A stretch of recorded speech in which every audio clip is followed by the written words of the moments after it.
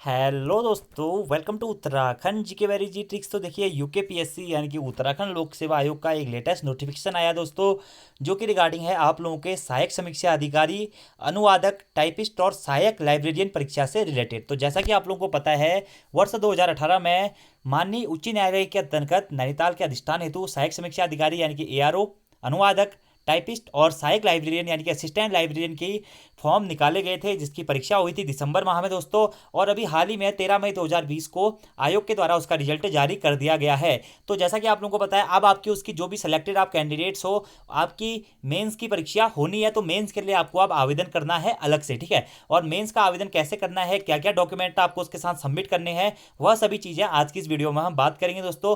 तो अगर आप लोगों का सिलेक्शन हुआ है एआरओ के पद पर यानी कि सहायक समीक्षा अधिकारी, अनुवादक, टाइपिस्ट और सहायक लाइब्रेरियन के पदों पर, तो आप लोगों के लिए वीडियो काफ़ी महत्वपूर्ण रहने वाला है। तो सभी चीज़ें हम इसमें बात करेंगे दोस्तों। सबसे पहले आपको यूकेपीएससी की ऑफिशियल वेबसाइट पे जाना है और वहां पर एंटर करके आप लोगों को अपनी फीस सबमिट करनी है। और फीस की रसीद लेके और ऑनलाइन एप्लीकेशन का कॉपी या प्रिंट आउट लेके उसके साथ में आपको बहुत सारे डॉक्यूमेंट अटैच करके भेजने हैं। तो चलिए बात कर लेते हैं क्या क्या लगाना है आपको। देखिए क्या लिखा गया दोस्तों कि उक्तांकित प्रारंभिक परीक्षा में सफल घोषित अभ्यर्थियों से मुख्य परीक्षा हेतु पदवार ऑनलाइन आवेदन आमंत्रित किए जा रहे हैं। यानी कि जो जिन लोगों का प्री क्वालिफाई हुआ है दोस्तों, उनके लिए ये अभ्यर्थियों को प्रारंभिक परीक्षा परिणाम में प्रत्येक पद जिसके लिए उसे सफल किया गया है के सापेक्ष निर्धारित निर्धारित प्रक्रिया अनुसार अलग पृथक पृथक मुख्य परीक्षा शुल्क जमा करना अनिवार्य होगा। यानी कि दोस्तों अगर आपका एक से अधिक पदों हेतु चयन हुआ है तो उसको आपके मेंस परीक्षा के लिए आपको उसका अलग अलग शुल्क जमा करना होगा। अभ्यर्थी आयोग की वेबसाइट www.upsc.government.in पर जाकर प्रत्येक पद जिसके लिए उसे प्रारंभिक परीक्षा में सफल घोषित किया गया है के सापेक्ष मुख्य परीक्षा हेतु ऑनलाइन आवेदन पत्र में निर्धारित प्रक्रिया अनुसार परीक्षा शुल्क जमा कर सकता है, ठीक है। और शुल्क जमा करने के उपरांत दोस्तों आवेदन पत्र में अंकित दावों के समर्थन में आप लोगों को आपके जो भी प्रमाण पत्र हैं जो कि आपसे मांगे गए हैं नीचे, उनको भेजना है दोस्तों यूकेपीएससी के ऑफिशियल एड्रेस पर, ठीक है। और वो जो आपके डॉक्यूमेंट है यूकेपीएससी के बाद 10 जुलाई 2020 से पहले पहुंच जाने चाहिए। और आपकी फीस सबमिट करने की लास्ट डेट है दोस्तों 3 जुलाई 2020। और आज से यानी कि 18 जून से आप लोगों के फीस सबमिट होनी स्टार्ट हो चुकी है। और फीस सबमिट के रसीद के साथ साथ दोस्तों आपको निम्न चीजें आयोग को या जो हमारा उत्तराखंड लोक सेवा हरिद्वार है उनको भेजनी है। क्या क्या चीजें हैं देखिए, हाई स्कूल प्रमाण पत्र यानी कि आपके जो 10th का सर्टिफिकेट है वह, और उसकी अंक तालिका यानी कि रिजल्ट। इसी के साथ साथ इंटरमीडिएट का सर्टिफिकेट और रिजल्ट। इसी के साथ साथ जो आपका ग्रेजुएशन था दोस्तों उसकी जो हमारा सेमेस्टर की रिजल्ट और जो भी हमारे फाइनल डिग्री आती है वो, ठीक है। अगर आपके पास डिप्लोमा है, यदि आपके पास है तो आप भेज सकते हैं।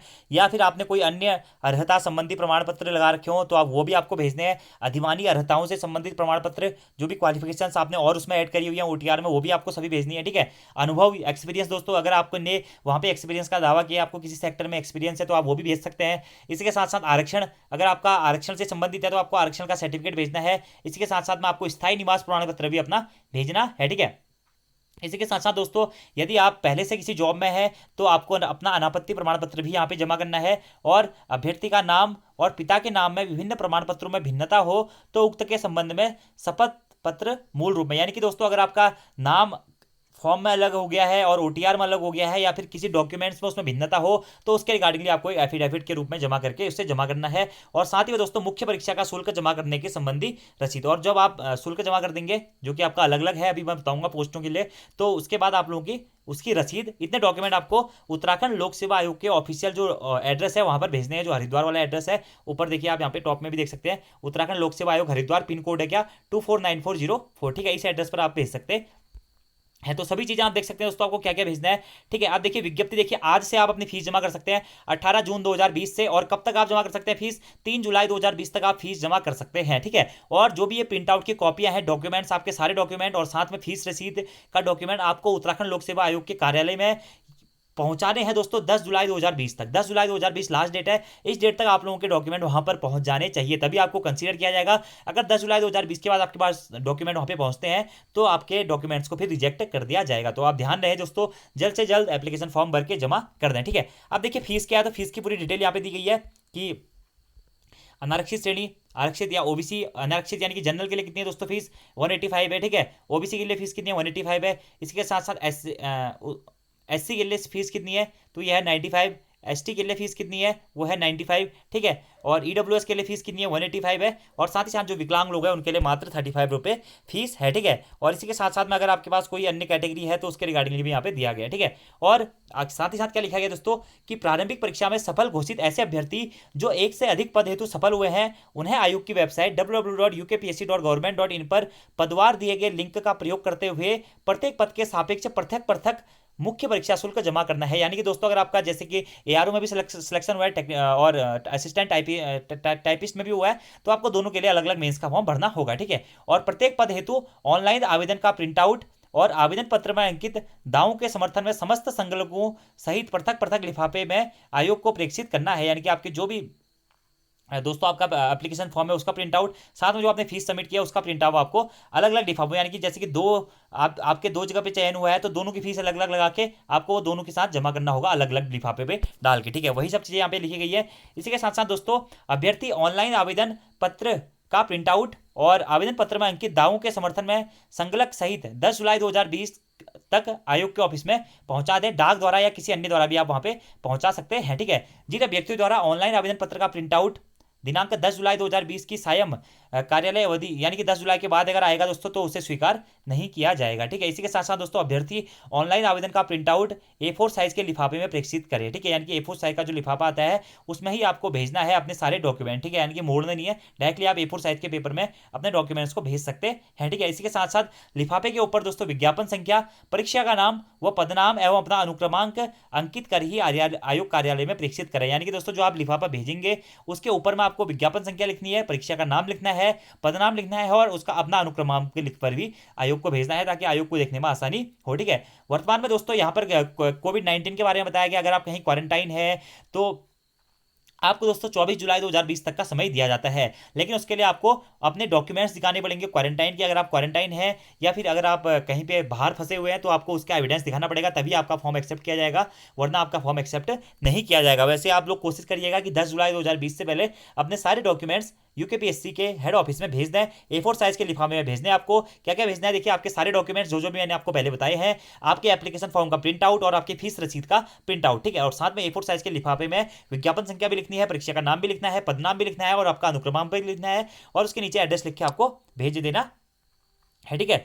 नेक्स्ट दोस्तों आप लोगों की जो मेंस परीक्षा होगी वो कहाँ पे होगी, हरिद्वार में होगी, ठीक है। हरिद्वार में आपकी मेंस परीक्षा होगी और आपकी मेंस परीक्षा कब होगी तो इसकी तिथि आयोग जल्द ही जारी कर देगा अपनी ऑफिशियल वेबसाइट में और न्यूज़पेपर्स के माध्यम से, ठीक है। इसी के साथ साथ दोस्तों जो आपका ओबीसी सर्टिफिकेट है वह 31/12/2018 तक के लिए वैध होना चाहिए, ठीक है। और अगर आपका 31/12/2018 तक वो सर्टिफिकेट वैध था और उसके बाद वो एक्सपायर हो गया, आपने नया बनवा लिया, तो आपको दोनों सर्टिफिकेट अपने जमा करवानी है, यानी कि पुराना वाला भी और नया वाला जो आपने उसे न्यू क्या कराते हैं, मतलब जो भी संशोधित कराया है या जो भी चेंज कराया है वो, ठीक है। इसके साथ साथ में दोस्तों अगर आपका 31/12/2018 से पहले ही सर्टिफिकेट एक्सपायर हो गया था और आपने फॉर्म भर दिया था तो आपको उसके रिगार्डिंगली एक एफिडेविट भी वहाँ पे जमा करना है। तो ये पूरी जानकारी थी। अब आप लोग समझ भी गए होंगे कि कौन कौन से डॉक्यूमेंट आपको भेजने हैं, कितनी आपकी फीस है। अब बात करते हैं कि आपको फीस जमा कैसे करनी है दोस्तों, उसके बारे में। तो देखिए दोस्तों यहाँ पर इंस्ट्रक्शन दिए गए हैं कि कैसे आपको अपनी फीस जमा करनी है। सबसे पहले आपको यूकेपीएससी की ऑफिशियल वेबसाइट पे जाना है, ukpsconline.in पर जाना है और वहाँ से आपको अपनी यूजर आईडी और पासवर्ड से लॉगिन करना है। यूजर आईडी और पासवर्ड से लॉगिन करने के बाद आपको जाना है माई एप्लीकेशन में। माई एप्लीकेशन के लिंक पर जाकर आपको ईयर सेलेक्ट करना है दोस्तों, जो कि 2018 सेलेक्ट करेंगे और फिर पोस्ट नेम या फिर पूर्व में किए गए आवेदन विज्ञापन का चयन आप करेंगे, ठीक है। उसके बाद दोस्तों वहाँ पर पोस्ट कोड सेलेक्ट का ऑप्शन आएगा जहाँ पे भी आपका सिलेक्शन हुआ है और पे नाउ का ऑप्शन आएगा मेंस एग्जाम फीस के लिए, ठीक है। तो वहाँ पर आप उसे पे कर देंगे दोस्तों और पे करने के बाद आपकी पेमेंट गेटवे की विंडो ओपन हो जाएगी जिससे आपका शुल्क जमा हो जाएगा। उसके बाद आपको उसकी रसीद निकालनी है और जो आपका एप्लीकेशन फॉर्म है उसका प्रिंट आउट निकलवाना है, उसके साथ में डॉक्यूमेंट अटैच करके आयोग के पास में भेजने देना है। यह है दोस्तों एआरओ के लिए, ट्रांसलेटर के लिए, टाइपिस्ट के लिए और असिस्टेंट लाइब्रेरियन के लिए, ठीक है।